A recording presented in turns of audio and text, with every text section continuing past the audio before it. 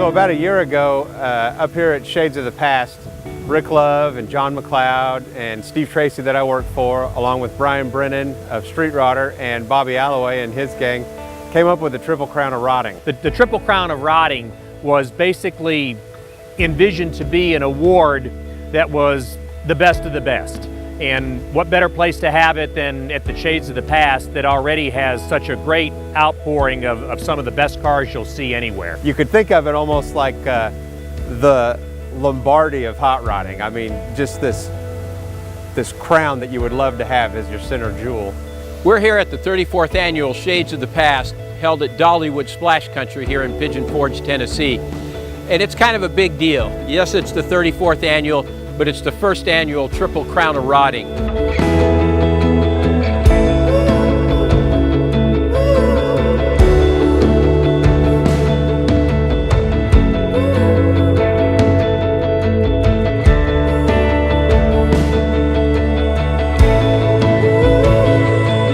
So here we are, we've got the nucleus of an idea.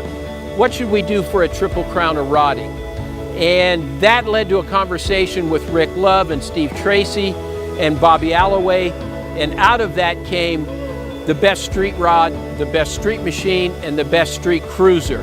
And the Triple Crown was intended to recognize the fact that, yes, a car is beautifully painted and beautifully detailed, but if you look at a car, it'll tell you what it is. It'll tell you if it's a custom, if it's a street rod, it's a street machine, it's a street cruiser.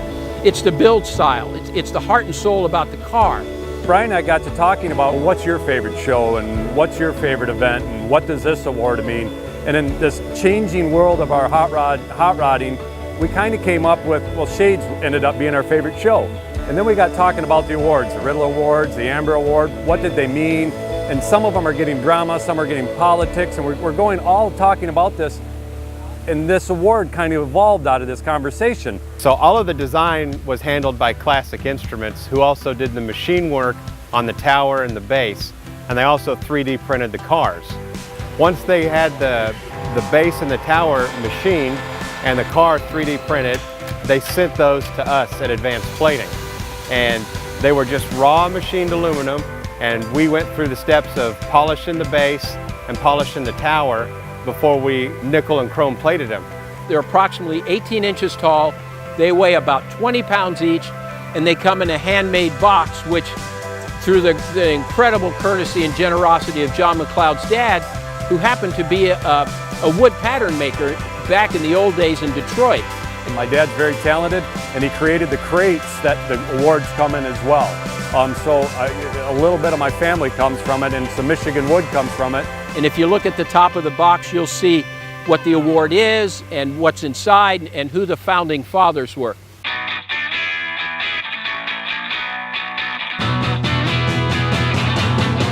So I'm going to start out with the best street cruiser. Happens to be a little black car over here. It's a 1953 Studebaker. Paul Gillam's the owner.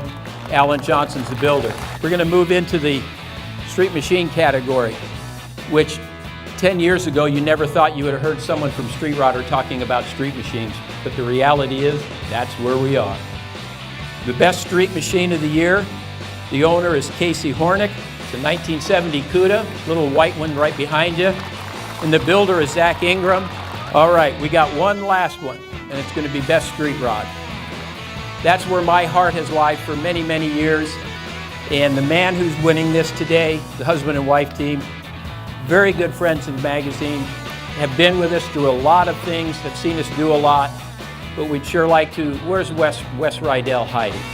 I knew he'd be hiding behind the shade there. Come on over here, both of you. He has a 1940 Olds. Now it's tucked away in the corner over here.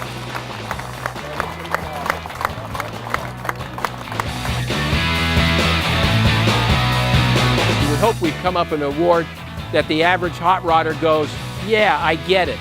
I see what they're giving it to, the kinds of cars. I see how the cars are being judged. That's very cool. I can get behind it. So hopefully we've got something that's going to help the industry for years to come.